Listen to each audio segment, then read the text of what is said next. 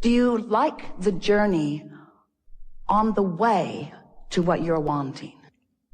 Even though the whole time you're on your way, you're not there.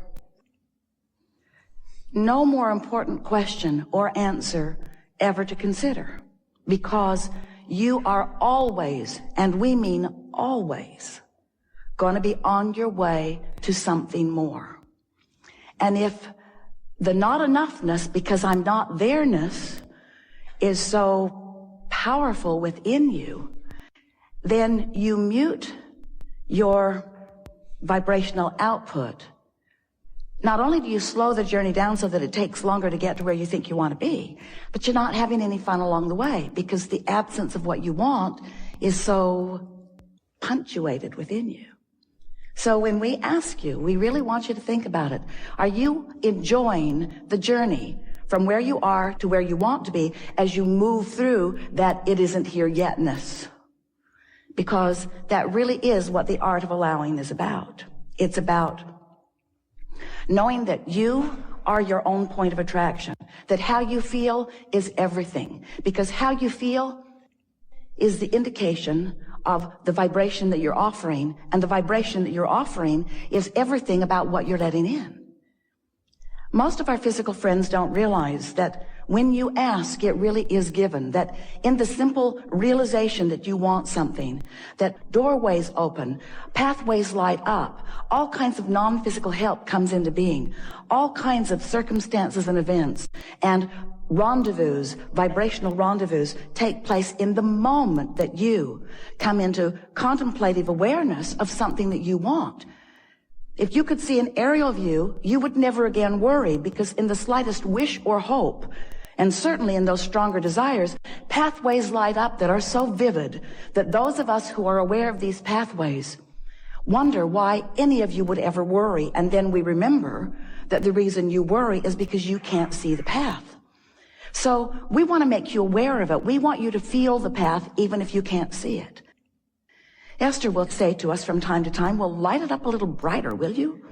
Make it a little bit more evident. And we say, you say that you want that only when you're standing in the darkness and you can't see the light. But when you're standing out there, tuned in, tapped in, turned on, you want everyone to get out of your way, because you want to be the creator of your own experience. You don't want someone else doing it for you, but we just want to let you know. No one else is doing it for you, but you have infinite intelligence helping you along the way.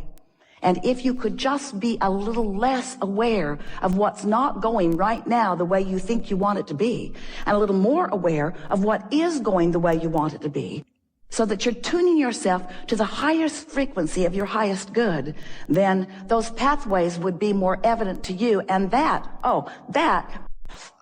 want to stop for emphasis and punctuation. That is what the best of life is about. When you want something and you believe it, and you're on your way to it, and you're joyfully romping down the path on your way to it. When you go on vacation or you get on a journey, you get out on the road going someplace, you're not there when you first start, but you don't freak out because you're not there. You expect there to be some journey along the way. But we have to say, friends, we love you very much. You know what's coming after that phrase? We love you very much, but you do complain on your journeys. You do. You complain on your journeys, and we take that as a good thing, not as a bad thing. We mean it as a compliment in this sense. At very deep levels, sometimes so deep, at very deep levels, you know things are supposed to work out for you. You do. And when they're not, there is a sort of freaking out that is natural. We understand that. But we want you to know a whole lot is working out before there is a manifestation that you can show to others. And if you can be a little less hung up on the manifestation that you want to show to others, and more tuned to the feeling of adventure, to the feeling of joy, don't you just love it when you want something in general terms, and you don't exactly know how it will play out? Oh, you've got some ideas about how you would like it to play out. But the reason that you want whatever it is to play out in more detail is because you believe that in the manifestation of it, you will feel better. So, you know how when you want something and it hasn't yet manifested, but you have this general sense of it, and then ideas start to come to you. Don't you like that feeling of idea? Don't you like that feeling of inspiration? You do when that feeling of inspiration is accompanied or allowed on this basic platform within you of expecting good things to come. So if you could just develop a sort of general basis of beingness that goes sort of like this. I don't exactly know how it's going to be or who it's going to be or when it's going to be or where it's going to be, but I know that it's going to be really good and that I'm going to know it when I see it. In fact, I know that I'm going to know all the steps along the way, because feeling your way to the next manifestation and the next manifestation and the next manifestation is what the most of your life is about. It's not about the manifestation and the manifestation and the manifestation. It's about feeling your way along your way to the next manifestation and the next manifestation. Hear that? That's really an important thing. Because if it were the other way, if it was just manifestation, I want it, boom, I want it, boom, I want it, boom, I want it, boom, we promise you this would be a seminar on de-manifestation. I have 487 cars, Abraham. The oil is seizing up in most of them because I can't get to them every day. I have more property than I have been able to visit. The rats have moved in. I have more stuff than is manageable. That is what you would say to us. There are more people in my life and there are more conversations to have than I have tongue to have them with. That's what you would say to us. But when you let your world be a vibrational world, which means it's an emotional world, which means it's a thoughtful world, now your world can be one that vacillates between comfort and ease, and power and certainty, and eagerness and clarity and passion and love and joy. In other words, you're up there on that end of the emotional scale. You're not having to dip into the contrast because you have enough contrast in that good feeling end. You like going from, the satisfaction of not being overwhelmed to the exhilaration of having a little more to do right now than you really want to do. In other words, that's really a nice blend of emotions, and you have the ability to control yourself in that way. But you've got to stop. You have to stop making it about the manifestation and begin making it about how I feel right now, how I feel right now, how I feel right now. Because you don't have control over the manifestation because you haven't exercised control over your vibration. But if you start making it about exercising control over your vibration, control over your emotion, control over your thoughts, control over your words, control over your general approach to physical life experience, what you're going to begin to notice is that you have control over all of the specifics of your life. Not just what, but where. And not just where, but who. And not just who, but when. You get to dictate every single part of your experience. You get to call the shots. You are the only one that ever calls it in, and you're the only one who ever holds it out and keeps it from coming. So do you have any idea? We do. And we're not mocking you. Well, a little. Do you have any idea how many experiences you have called to you that you're not allowing to flow with the ease that is possible? And do you know the one reason why you're not allowing these things, experiences, people, places, events, circumstances, dollars to flow to you in the way that you want? It's because you are fixated on the observation of what is. And you are letting the absence of what you want in your what isness dominate your vibration, set up a vibrational field that holds it apart. So you've got this pull, push, pull, push, pull, push thing going on. I want it, but I want it now, and I want it yesterday, and I want it so much, and the not having of it has me upset. That's basically what your vibration, most of you, we love you so much.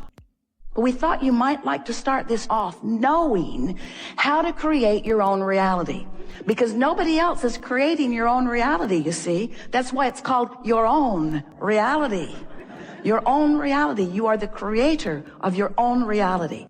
which means you are the vibrator of your own beingness, which means you are the thinker of your own thoughts. You are the perceiver of your own world. You are the attractor of your own experience. You are the maker of your own life. You are the uplifter of your own being. You are the magnificent genius creator who came into this physical body with the express intent of mixing it up, of looking around, of identifying what you want, of achieving vibrational harmony with it, and then taking glory, watching with reverence and appreciation and rambunctious zest for life, watching the components of your creation come into place one by one to, in some cases, surprise you, and in every case, delight you to the power and the clarity and the worthiness and the goodness and the readiness and the bigness of that which is you. Do you understand that abundance has a vibrational frequency? And can you imagine what it feels like? What would the vibrational frequency of abundance feel like if you were going to put words to it? It would feel like ease. It would feel like freedom to choose, certainly. It would feel like eagerness. It would feel like clarity. The vibration of abundance feels like fresh air. It feels like clear path. It feels unlimited. It feels always flowing. It feels abundant, meaning never ending, always flowing. It doesn't feel pinched off, and it doesn't feel like jealousy, and it doesn't feel like worry, and it doesn't feel like fear. It feels like fun. It feels like sureness. It feels like certainty. So let's say that you're standing in a what-isness of less abundance than you want. If you can take your attention away from your perceived manifestation of not enough, and you can focus upon something else that feels like fun or something else that feels unlimited. In other words, you can use subjects other than the subject of money, which may feel like not enough every time you think about it. You can focus upon other things that feel like fun, that feel unlimited, that feel like clarity, that feel like fresh air. You can practice the seed vibration of abundance by staying off the subject if the subject calls something different from you. You see what we're talking about? In other words, if you can get to the general vibrational reason behind what you want, which is why do I want it? The question, why do I want this thing, will bring to you. Then we know you can begin practicing the vibration of the manifestation that is coming. So, do you understand that there is abundance immeasurable, abundance not recognizable by most of you, abundance not yet experienced, let's just put it that way, by most of you, abundance vibrationally queued up, and that all you've got to do, the only thing you've got to do, is to practice the vibration of it, and it makes its way to you in so many different life-giving, fun ways. But you got to practice the vibration of it. We love you very much. But you don't, for the most part, practice the vibration of what's in your vortex. You practice the vibration of what's already manifested. And what's already manifest is a puny comparison to what's available to you. So when you think about the things you want, and there are a lot of them, and it's wonderful. When you think about the things that you want, and you think about why you want those things that you want, and it brings you to that vibrational reason, most of which is easily recognizable by you and easy to find by you and easy to discover all around you already. Because the feeling of money is not only available to you in money itself. And there is so much of your world that does not require money in order to feel those things, you see.